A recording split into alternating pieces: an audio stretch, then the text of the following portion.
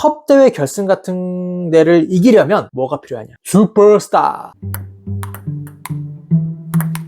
안녕하십니까, 럭키로키입니다. 오늘도 축구 얘기 한번 해보려고 합니다. 드디어 아시안컵이 개막을 했습니다. 이제 아시안컵이 개막을 했으니까 이 얘기를 해봐야죠. 우리 한국 축구 국가대표팀 64년 만에 아시안컵에서 우승할 수 있을까? 우리나라가 아시아의 대표적인 강팀 아니겠습니까? 아시아의 호랑이, 그쵸? 근데 월드컵에서도 4강까지 갔고 아시아 최고의 성적이고 이렇게 잘했는데 아시안컵은 아시아 팀들끼리 겨루는 대회인데 여기서 64년 동안 우승이 없었습니다. 믿어지십니까? 신기하죠? 그만큼 컵대회라는 게 변수도 많고 거기서 우승한다는 게 쉬운 일이 아니라는 걸 또 보여주는 거기도 하고요. 아무리 강팀이라고 해도 우리가 아시안컵에 조금 예전에는 소홀했던 적도 있었고 다른 경쟁하는 팀들이 그만큼 또 경쟁력이 있어서 절대 쉽게 볼 수 없는 상대들이라는 뜻도 되겠습니다. 그러면 지금 최고의 선수들 손흥민, 이강인, 김민재 이런 선수들이 모여있는 황금세대라는 평가를 받고 있는 국가대표팀, 지금 과연 그러면 우승이 가능할까요? 냉정하게 우승 확률은 굉장히 높긴 합니다. 다른 대회에 비해서 꽤 경쟁력이 있어요. 우승 경쟁력이. 왜냐면 선수들이 너무 좋아. 지금 정말 절정의 기량에 있는 손흥민이며 이강인이며 김민재며 황희찬이며 많죠? 이렇게 지금 유럽파도 많고 유럽에서 정말 맹활약하고 있는 선수들이 많았던 시기가 없을 정도로 최고의 선수들로 구성되어 있는 건 맞습니다. 그러면 우승하겠네 이렇게 생각할 수 있겠지만요, 거기에 또 경쟁해야 되는 팀들이 있죠. 일단 경쟁할 만한 팀들을 좀 꼽아볼게요.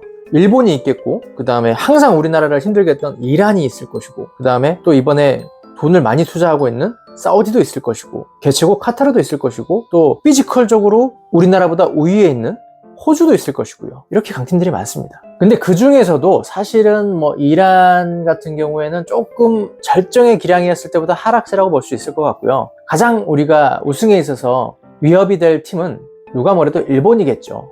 축구 베팅 사이트나 축구 전문가들 이런 데서는 아시안컵의 우승을 일본을 우리나라보다 더 약간 높게 점치고 있어요. 실제로도 피파 랭킹도 우리나라보다 일본이 더 높기도 하고요. 그리고 이번에 보니까 일본 유럽파가 국가대표 명단 중에 20명이래요. 20명. 엄청나죠? 그냥 유럽팀인 거야. 그리고 요즘 그 일본의 행보를 보면 월드컵 때도 정말 잘했지만 독일한테 원정 가가지고도 개박살 내버리고 보통이 아닙니다. 예. 지금 최근에 있었던 이 평가전에서도 또 난리가 났죠. 엄청 잘했죠. 그래서 다들 이제 축구 좀 아시는 분들은 생각할 거예요. 아시안컵 우승하려면 일본을 꺾어야 되는데 우리가 일본이랑 붙으면 그러면 이길 만한 전력인가? 한국과 일본이 붙으면 누가 이길까? 이게 가장 또 궁금한 내용이고 재밌는 화두가 될 내용이에요. 그죠? 제 생각입니다. 물론 제 생각이니까 여러분들의 생각과 다를 수도 있겠죠.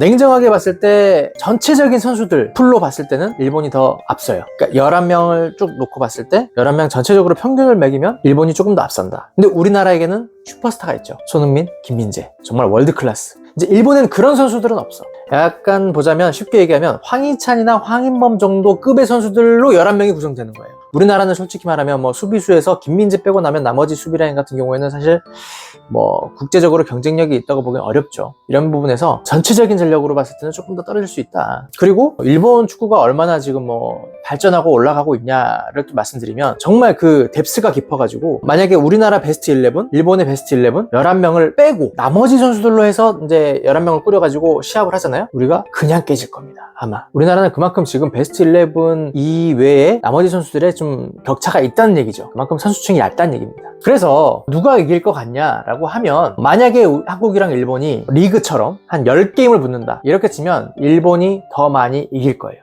분명히. 그런데 이 아시안컵이라는 건 단판 승부잖아요. 우리가 일본과 붙으려면요 결승에서 붙게 돼 있습니다. 대진이 기가 막히죠. 아주 그냥 스토리가 기가 막혀. 결승에서 한일전 정말 생각만 해도 가슴이 뭉클뭉클해집니다. 예. 아무튼 결승에서 만나게 된다 그러면 여기선 얘기가 달라져요. 단판 승부고 이런 컵 대회 결승 같은 데를 이기려면 뭐가 필요하냐? 슈퍼스타가 필요합니다. 이런 난세를 극복할 영웅이 있어야 된다는 얘기예요. 일본은 그게 좀 부족해. 그래서 공격에선 손흥민, 수비에선 김민재, 중앙에선 이강인, 이런 크랙과도 같은 정말 핵심 포인트 같은 선수들이 있는 한국이 결승전에서는 조금 더 유리할 수 있다. 이런 생각입니다. 그래서 이번에 아시안컵 우리나라가 우승을 할 수 있을 거라고 생각을 합니다.